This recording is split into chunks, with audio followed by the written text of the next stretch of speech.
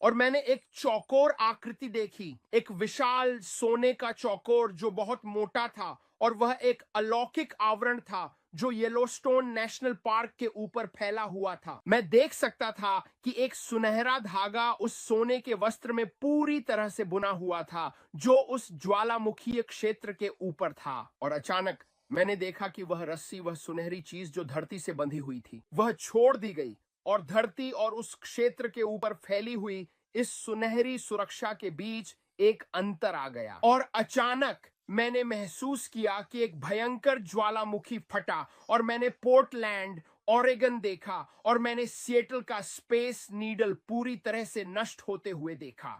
मैंने देखा कि पोर्टलैंड ओरेगन और समुद्र के बीच का क्षेत्र इस दिशा में जा रहा है, वह एक विशाल भूकंप से अलग हो गया, और या पोर्टलैंड ओरेगन से लेकर समुद्र तक की जमीन पानी में टूटकर गिर गई।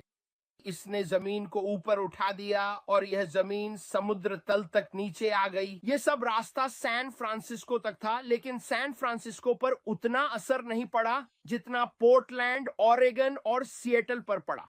आप अब भी हरी घास देख सकते थे, आप अब भी पेड़ों को पानी से बाहर निकलते हुए देख सकते थे। जितना भी आप अंदर की ओर जाते, जितना आगे आप जाते, पानी उतना ही गहरा होता जाता था।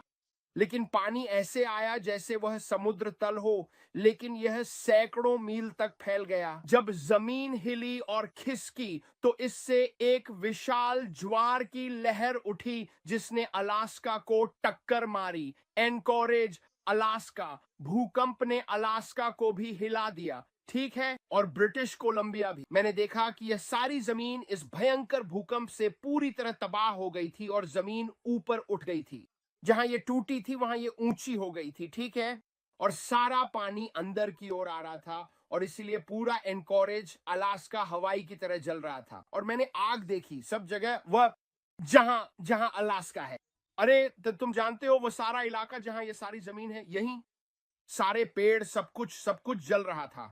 अब मुझे नहीं पता कि सब कुछ क्यों जल रहा था, लेकिन मैं कह रहा हूं कि वहां पर बहुत बड़ी आग लगी हुई थी और ये आग पूरे इलाके में फैल गई थी, और मैं देख सकता था ब्रिटिश कोलंबिया से लेकर ऊपर तक पूरी तरह तबाही ही तबाही थी। लेकिन इस समय जब जमीन में यह सब हुआ तो इससे प्रशांत महासागर में जबरदस्त हलचल मच गई, और इससे एक विशाल सुनामी लहर जापान से टकराई और जापान पूरी तरह से तबाह हो गया।